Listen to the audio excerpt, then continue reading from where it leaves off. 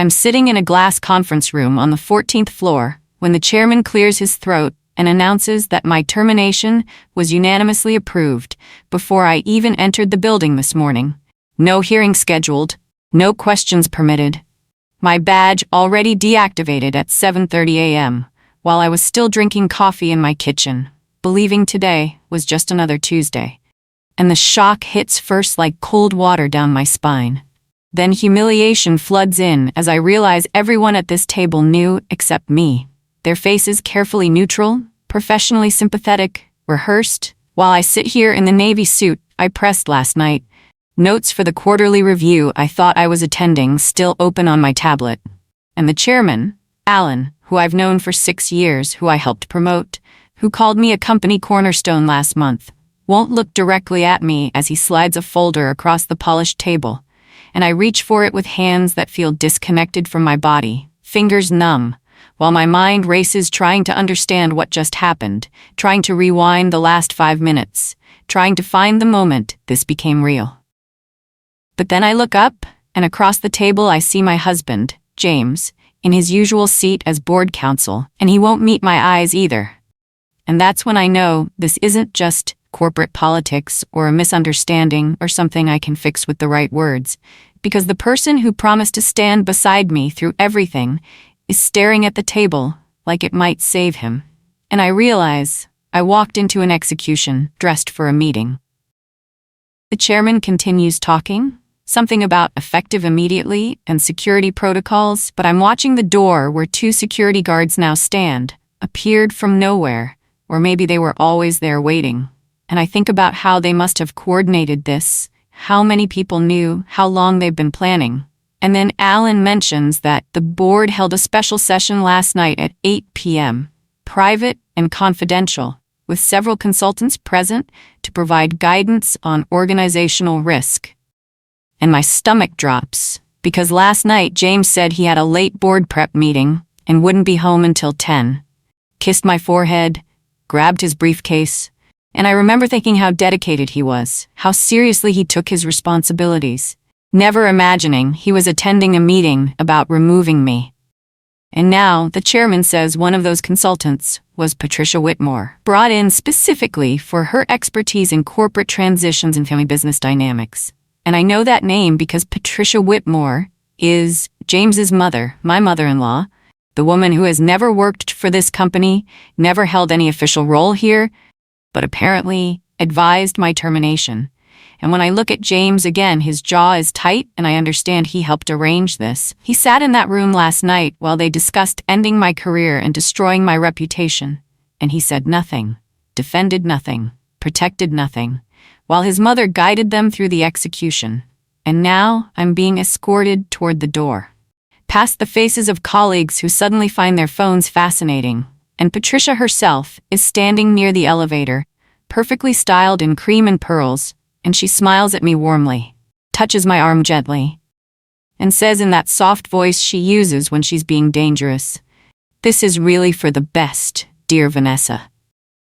Let me tell you who I am because they're about to tell you a different version, and I need you to know the truth, while I still have a voice to speak it.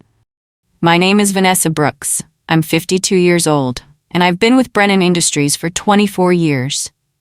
Started as a junior analyst fresh from state college with student loans and ambition, worked nights and weekends, learned every system, built the entire operational framework we still use today, survived 3 mergers, 2 recessions, 4 CEO transitions, countless layoffs where I watched good people lose everything.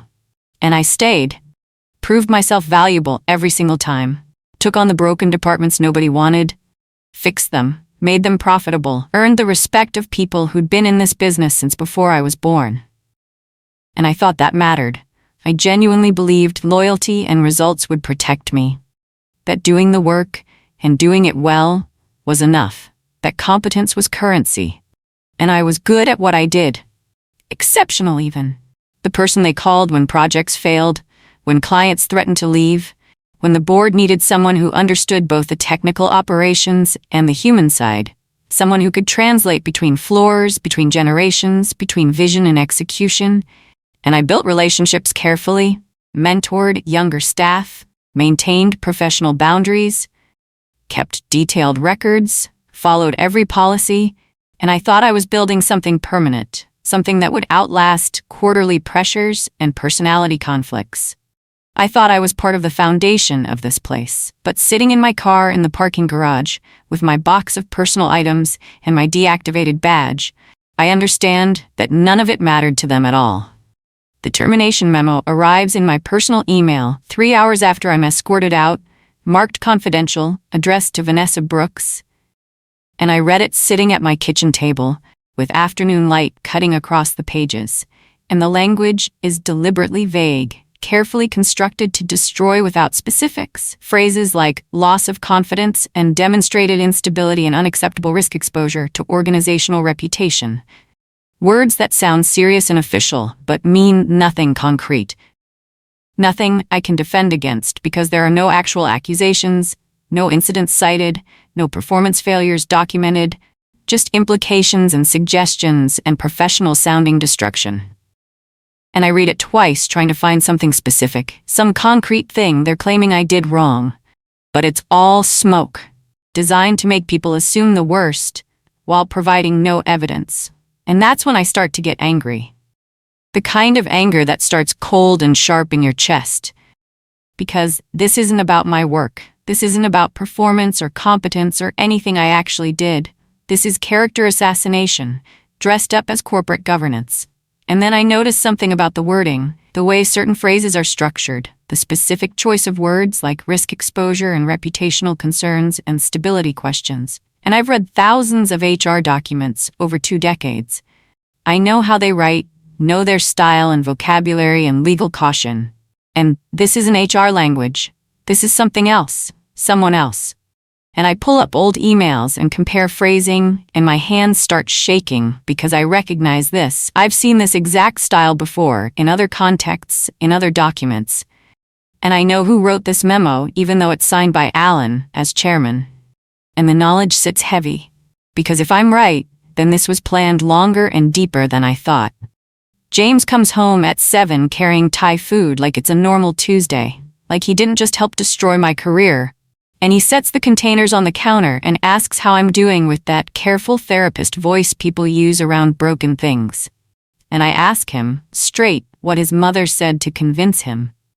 And he flinches. Actually flinches, then admits Patricia called him 6 weeks ago, said she was worried about me, said I seemed stressed and unpredictable, and that my behavior was becoming a liability, that I was holding him back professionally, that my position at the company created unnecessary complications for his role as counsel, that I was dangerous to organizational stability, phrases that sound like concern but mean removal.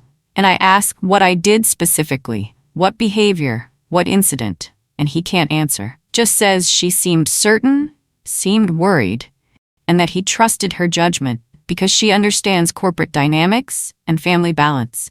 And I realize he never asked me, never questioned her, never defended me even once. Just accepted her version and helped execute her plan. And when I push harder, when I ask why he didn't tell me, why he sat in that meeting last night and said nothing, he looks at me like I'm being unreasonable and says I should have seen this coming, that the signs were there, that I must have known things weren't working. And the casual cruelty of that statement, the way he's rewriting history to justify his betrayal, makes something break inside me. And I realize our marriage was conditional in ways I never understood, that his loyalty had limits I didn't know existed. And right now I'm outside those limits.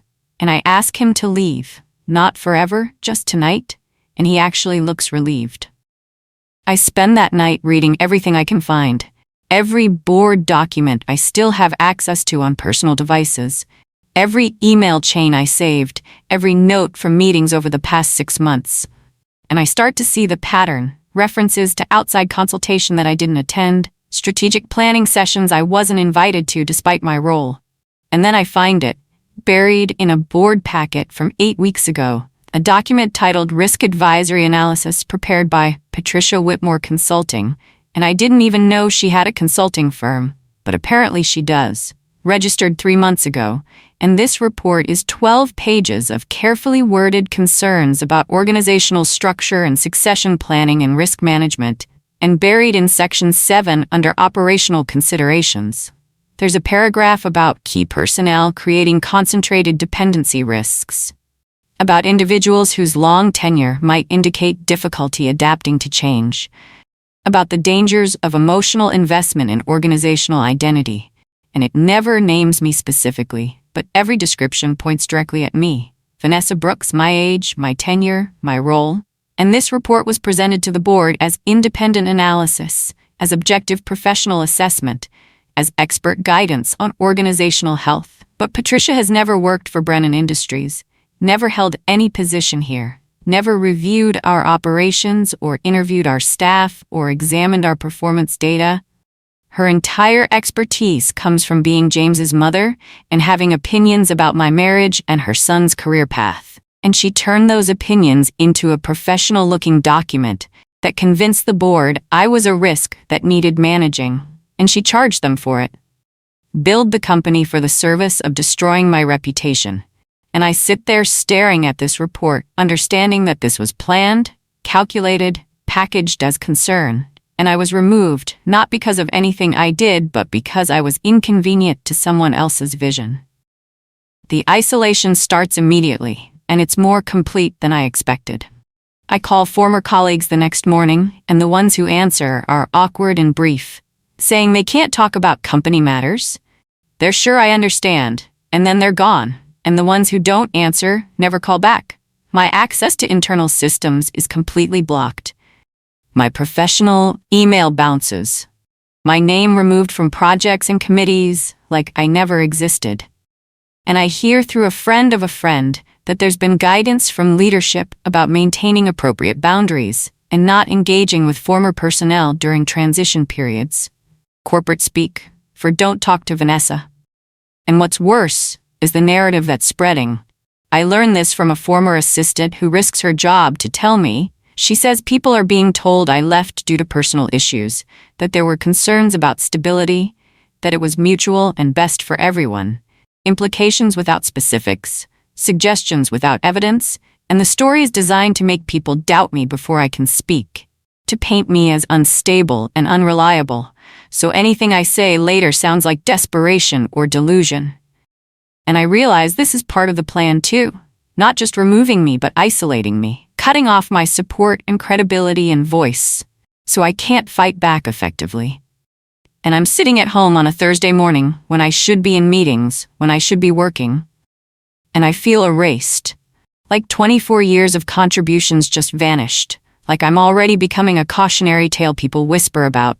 And then my phone buzzes with a text from that former assistant, just one word in all caps, careful, and the message deletes itself 10 seconds later.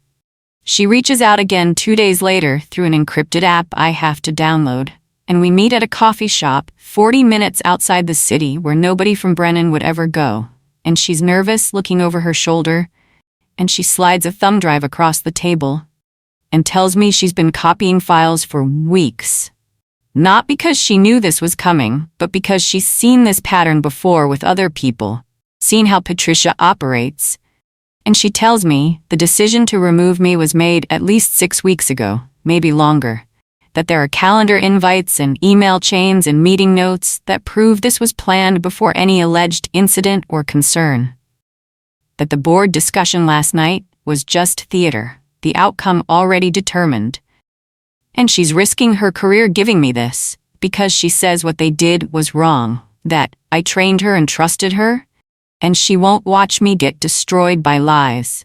And I ask why she thinks it's lies, and she says because she's seen the real performance data, the client feedback, the project outcomes, and none of it supports the narrative they're pushing. And also because she was in Patricia's office 2 months ago delivering documents, and she overheard a phone call where Patricia said removing Vanessa Brooks was necessary for James's advancement, that I was limiting his potential, that the company would be better positioned with different leadership. And she says it clearly. This wasn't termination for cause. This was removal for convenience.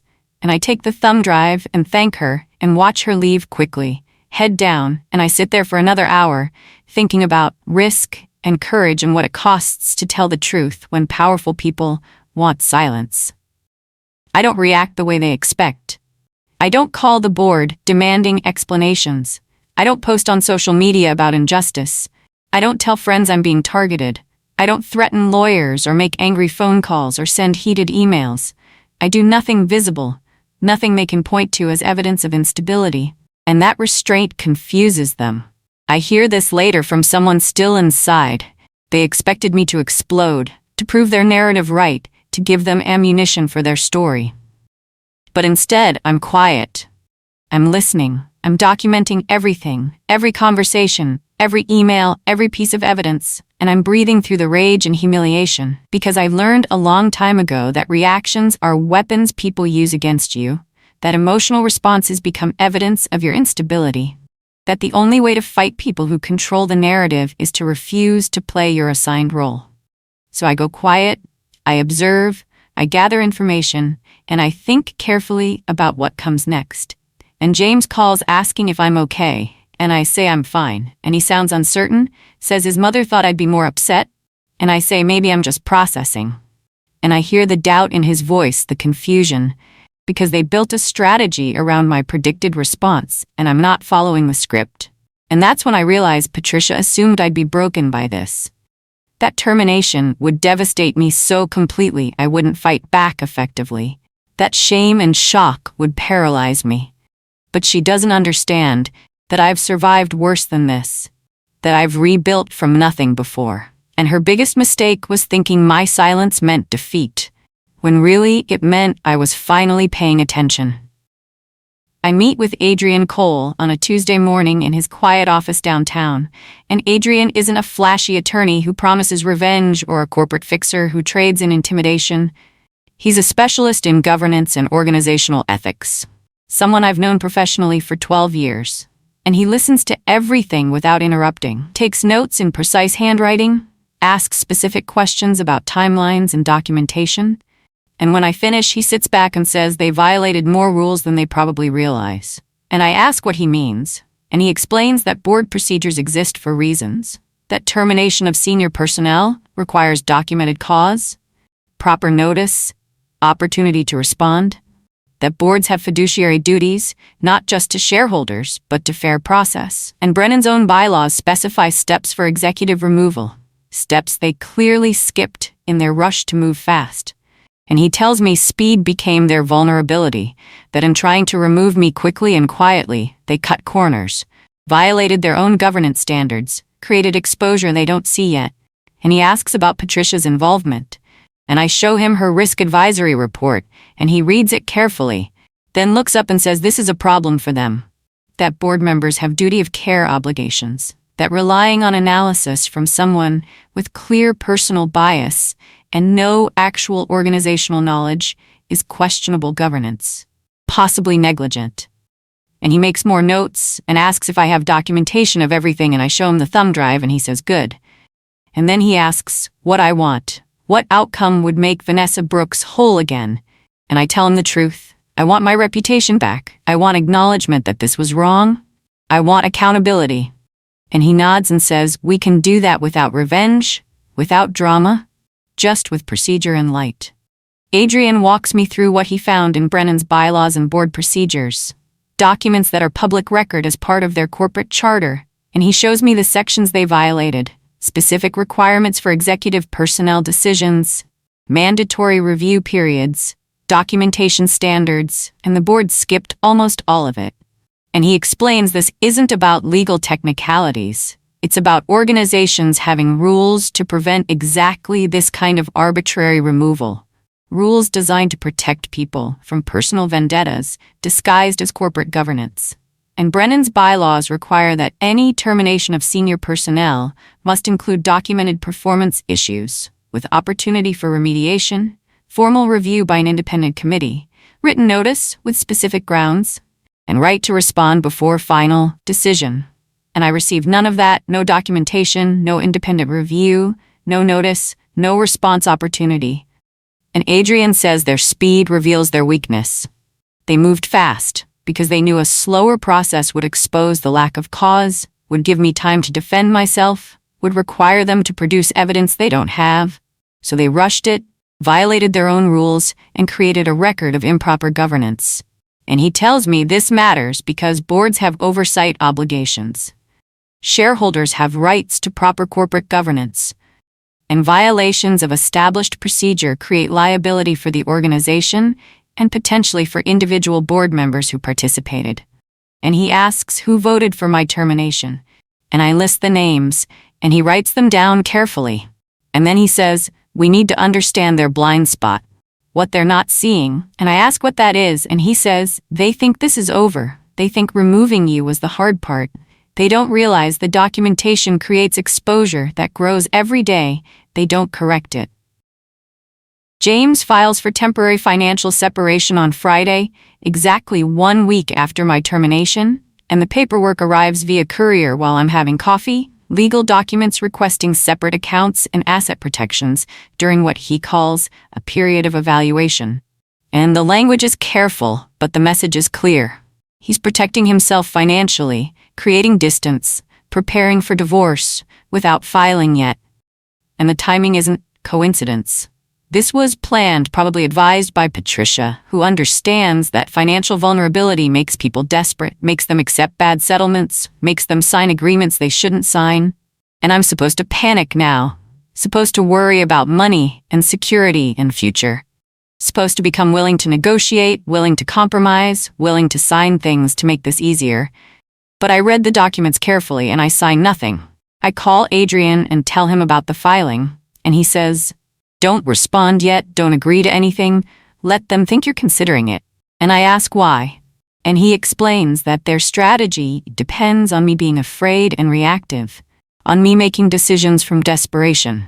But if I'm patient, if I'm methodical, if I document everything and respond to nothing hastily, then I maintain control, even when it looks like I've lost it.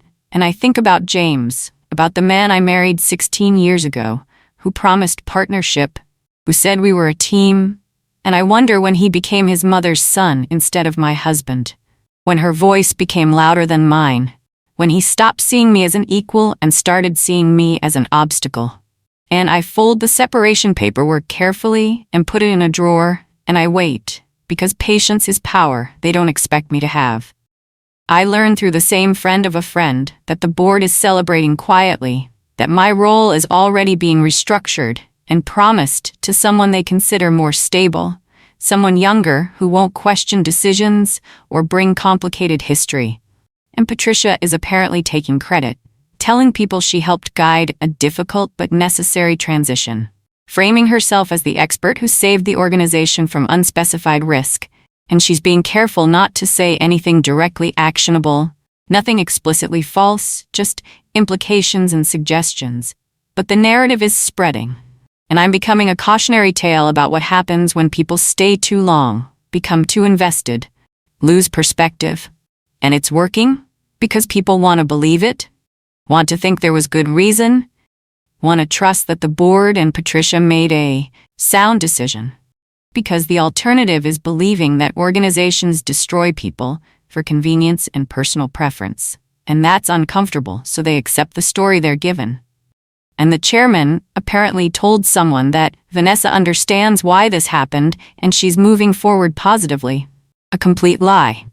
I've had no contact with Alan since that conference room, but the lie serves their narrative, makes it seem mutual, makes resistance look unreasonable, and they think it's over, really over, that I'll fade away quietly, that the combination of termination and financial pressure and isolation will break me, and they're making plans, moving forward, forgetting about me.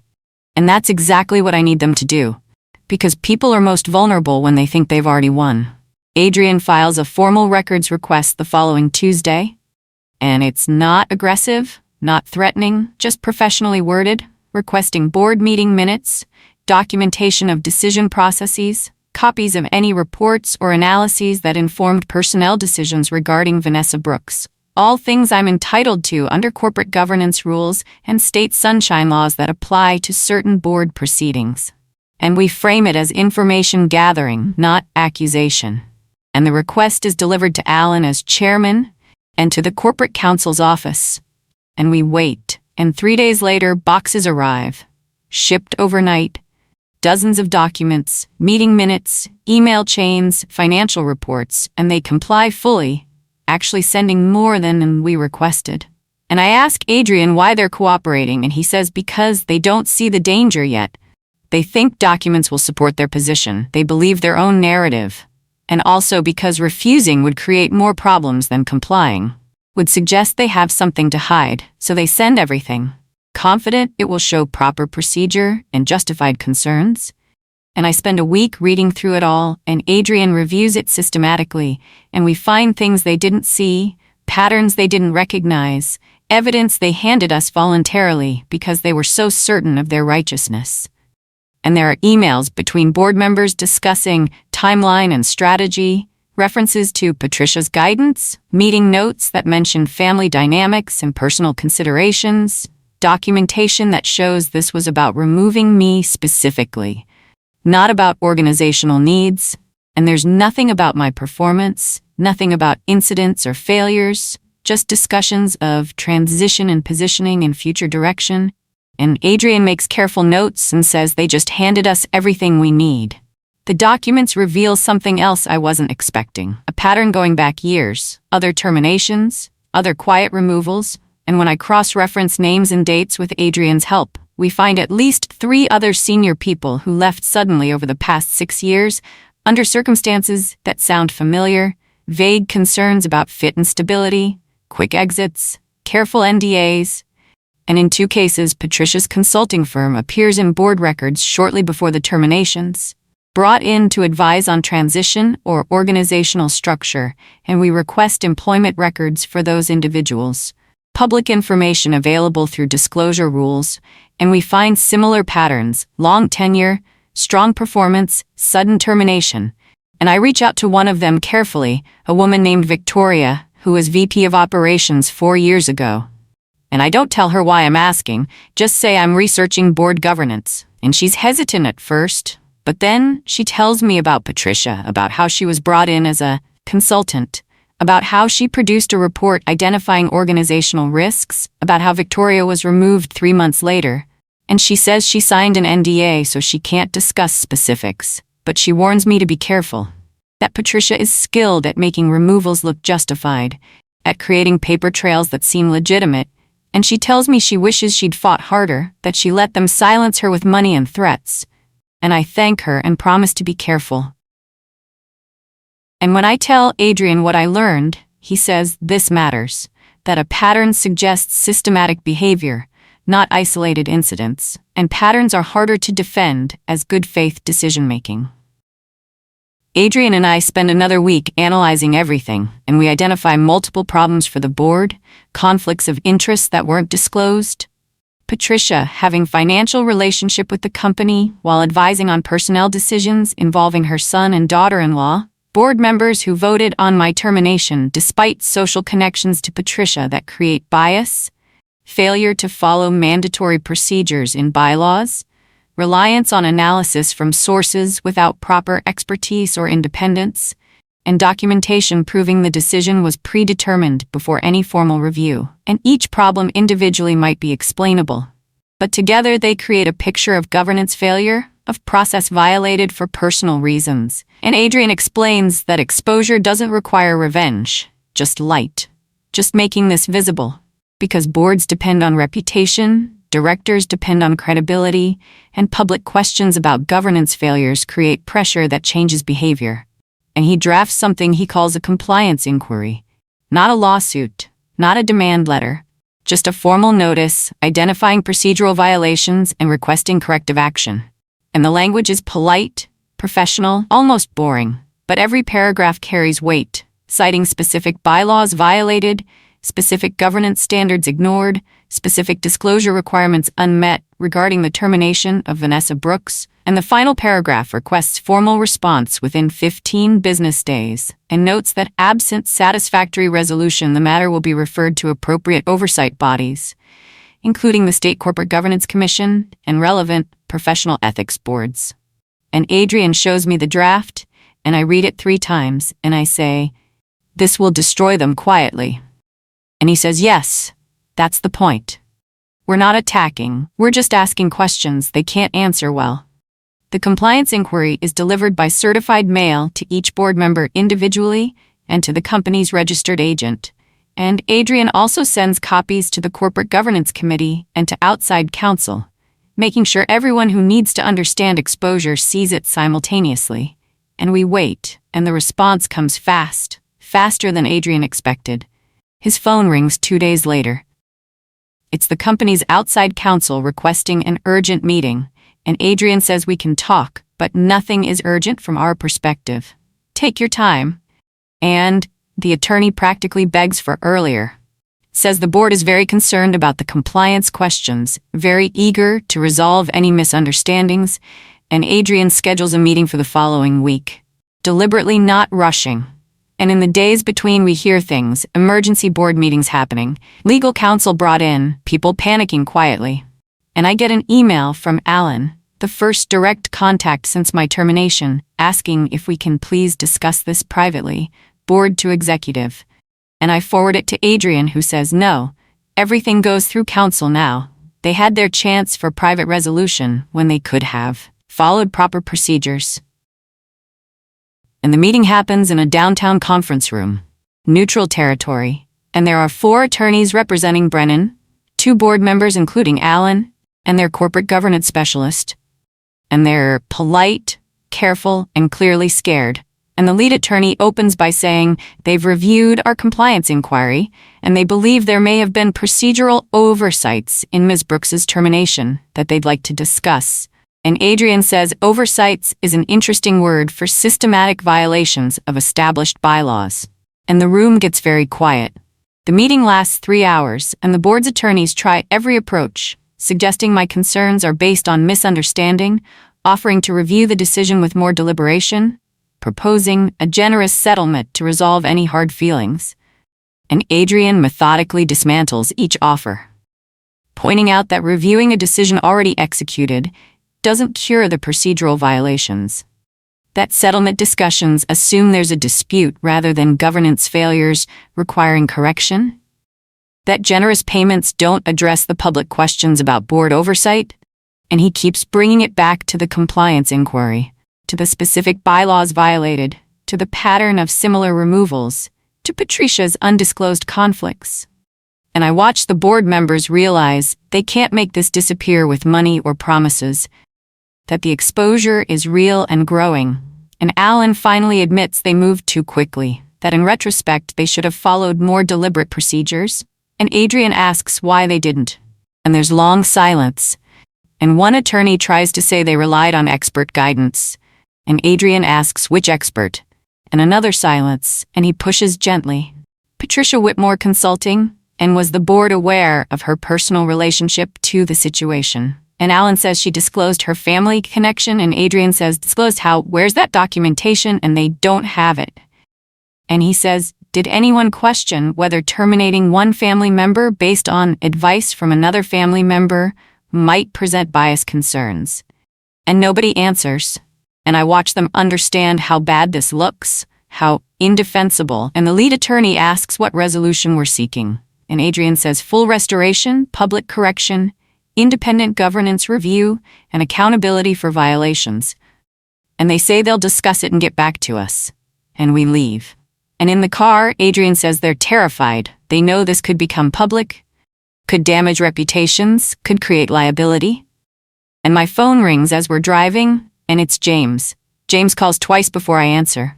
And when I do, his voice is tight, stressed, asking what I'm doing, why I'm pursuing this, saying his mother is extremely upset.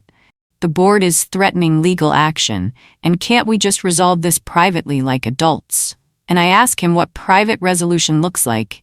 And he says, maybe I could withdraw the compliance inquiry, and they could offer a settlement.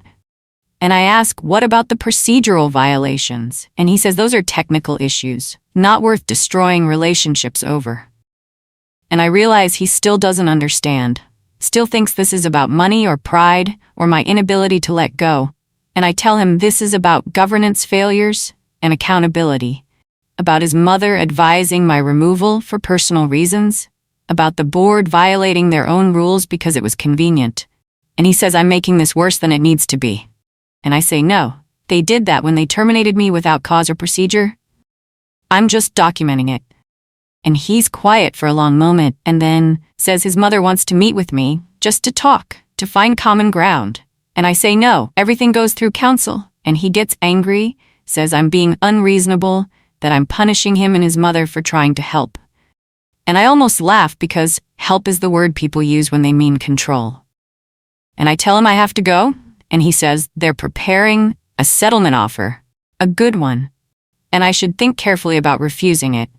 And I say I'll think about whatever they send, but I'm not negotiating from desperation. And I hang up, and an hour later the offer arrives, formal document, 3 pages, offering full compensation for 1 year, positive reference letter, confidential resolution, mutual release of claims, and non-disparagement agreement. And the amount is substantial, enough to make most people accept, enough to make refusal seem foolish, but buried in the details is language that would prevent me from discussing governance concerns, would release all board members from accountability, would silence everything we've documented. And I call Adrian and read him the terms, and he says they're trying to buy silence. And I say I'm not interested. And he says good, because their offer proves they know they're exposed. We decline the settlement formally, and Adrian's response letter is polite but firm, noting that the offer to address the governance violations identified in our compliance inquiry regarding Vanessa Brooks doesn't provide for independent review of board procedures, doesn't acknowledge wrongdoing, and essentially asks me to accept payment in exchange for silence about systematic procedural failures, which isn't resolution, it's suppression. And the letter reiterates our position. Proper correction requires restoration, acknowledgement, and reform, not confidential payments. And we send it back. And 2 days later, I get another call from their lead attorney asking if I understand the risks of continuing, that litigation is expensive and uncertain, that my reputation could be further damaged, that I might end up with nothing, standard intimidation disguised as concern. And I tell her I was advised thoroughly, carefully by someone who understands corporate governance better than the people who violated it. And there's silence on the line. And she asks what that means. And I say it means I know exactly what I'm doing. I understand the exposure they're facing, and I'm prepared to see this through properly. And she tries again, suggests we're all being too rigid, that flexibility could benefit everyone. And I say, I've been flexible for 24 years, accommodating, loyal, and it got me terminated without cause or procedure. So now I'm being precise instead of flexible, and I'm requiring accountability instead of accommodation. And she says she'll convey my position, and the call ends. And Adrian texts me an hour later, saying the board just suspended 2 members pending internal review and announced an external governance audit. And I sit there staring at my phone, understanding that the foundation is cracking, that they're trying to contain the damage. But the questions are already out there, and Patricia's role is becoming visible. And there's no way to put this back in the box quietly. The governance audit begins the following week, conducted by an outside firm that specializes in corporate compliance, and they interview current board members, review documentation, examine procedures, and they request an interview with me. And Adrian advises me to cooperate fully, answer honestly, provide documentation, and I do. I spend 4 hours with 2 auditors walking through everything, showing them evidence, explaining the timeline, and they're professional, careful, taking detailed notes. And one of them says off the record that what I'm describing raises significant concerns. And 2 weeks later, their preliminary report is delivered to the full board, and Adrian gets a copy through formal channels, and it's devastating for them. The audit identifies multiple procedural failures, inadequate disclosure of conflicts, reliance on unqualified sources for critical personnel decisions, and violations of established bylaws in the termination of Vanessa Brooks. And it recommends immediate corrective action, including formal review of Patricia's role, enhanced conflict disclosure requirements, remediation for improperly terminated personnel, and potential director liability review. And the board holds emergency meetings trying to figure out response, and more information leaks out, reporters start asking questions, industry publications pick up the story, governance experts comment on the procedural failures. And suddenly, this isn't just an internal matter, It's becoming public example of what happens when boards prioritize convenience over procedure. And I get a call from Alan, finally, not through attorneys, just him. And he sounds exhausted and asks what it would take to make this right. And I tell him restoration, acknowledgement, and consequences for violations. Same things I've said from the beginning, and he says some board members want to fight, want to protect Patricia, but others are demanding correction. And the company's reputation is taking damage, and can I please consider compromise? And I say I've been compromising for 2 decades, I'm done. And he sighs and says he'll do what he can. And 3 days later, Patricia's consulting relationship is terminated, and she loses her informal advisory role. And James calls me furious. James leaves 3 voicemails before I call him back, and when I do, he's angrier than I've ever heard him, saying I've destroyed his mother's reputation, cost her business relationships, made her look incompetent and malicious. And for what? Because I couldn't accept a simple career transition. And I let him finish, and then I say his mother advised my termination based on personal preference, violated governance standards, and created liability for everyone involved. And none of that is my doing. I just documented what actually happened. And he says I'm being vindictive, that I'm punishing his mother because I'm angry at him. And I realize he genuinely doesn't see it, doesn't understand that Patricia's actions were wrong, doesn't recognize that organizing someone's termination isn't helping. And I tell him I'm not punishing anyone. I'm requiring accountability. And there's a difference. And he says his mother only wanted what was best for everyone. Wanted me to be less stressed, wanted him to have better opportunities, and I say she wanted me gone and she manipulated a board to make it happen. And that's not care, that's control. And he's quiet for a minute, and then says he can't be married to someone who would do this to his mother. And I feel something release in my chest, something I've been holding tight for months, and I say then, we're not married anymore. Because I can't be married to someone who values his mother's preferences more than basic honesty. And I tell him I'm filing on my own terms, that I've already spoken to a divorce attorney, separate from Adrian, and I have documentation of everything, including the financial separation filing he submitted without warning. And he tries to argue, but I'm done listening, and I hang up. And the next day, I file formally, citing irreconcilable differences and requesting equitable division. And I don't ask for more than I'm entitled to. Don't try to punish him financially. Just want clean separation from someone who watched me get destroyed and helped it happen. And it feels like the first completely honest decision I've made in years. The board's formal response comes 6 weeks after the compliance inquiry, and it's signed by Alan as chairman and approved unanimously by remaining board members.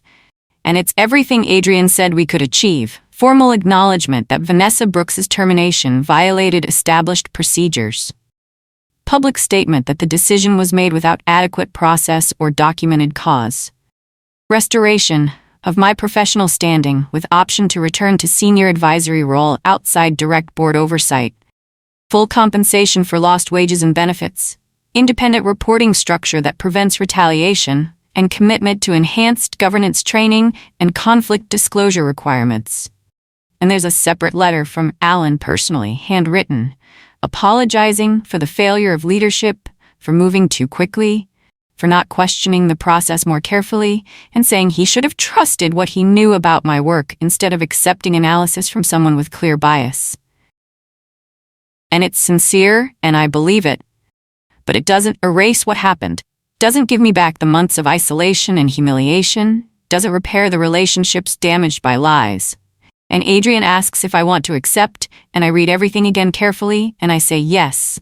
This is fair. This acknowledges the wrong. This creates accountability, and we formalize the agreement. And separately, quietly, Patricia settles potential claims against her personally, paying undisclosed amount to avoid further investigation into her consulting practices. And she's barred from any future advisory role with Brennan. And when I hear this, I feel something close to satisfaction. Not because she's punished, but because the system worked. Because accountability happened even when powerful people tried to prevent it.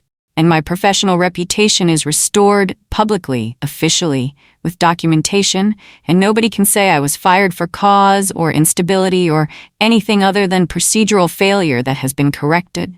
Patricia reaches out 3 months later. Unexpected email in my personal inbox saying she'd like to talk as family, that enough time has passed, that she only ever wanted what was best for her son, and thought I would understand that as someone who values family. And she frames everything as miscommunication and misunderstanding, says she never intended to hurt me, just wanted to help James advance. And can't we move past this for his sake? And I read it twice, sitting at my desk in the new office they've provided. Corner view, independent reporting, good team. And I think about responding, about explaining why what she did was wrong, about making her understand that destroying someone's career isn't helping, that manipulation isn't care, that family doesn't mean immunity from consequences. But then I realize she already knows all of this and chooses not to care, or genuinely believes her intentions justify her methods. And either way, explaining won't change anything, won't make her understand, won't repair what's broken. And some conversations aren't worth having. Some people aren't reachable, and I don't need her acknowledgement or understanding to move forward. So I don't respond, just archive the email. And 6 months after that, James's divorce attorney contacts mine about final settlement, and we divide assets fairly, cleanly, and we sign papers in separate rooms. And I never see Patricia again, never speak to her. And that absence becomes its own kind of resolution. And sometimes silence is the most honest answer you can give to people who refuse to hear truth anyway. I close this story sitting in my office 18 months after that glass conference room, after the termination that was supposed to end my career, after the isolation and humiliation and systematic attempt to destroy my professional standing. And I look at what remains. I'm Vanessa Brooks, 53 now, still with Brennan Industries, but in a role I actually chose, leading organizational ethics and governance reform, working with an independent board committee to strengthen the procedures that failed before. And I'm helping implement policies that prevent what happened to me from happening to others. Conflict disclosure requirements, mandatory procedural reviews, independent analysis for personnel decisions.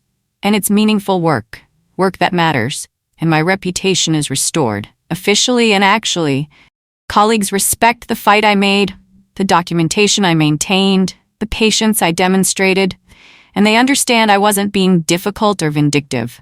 I was requiring accountability, and that matters in an organization.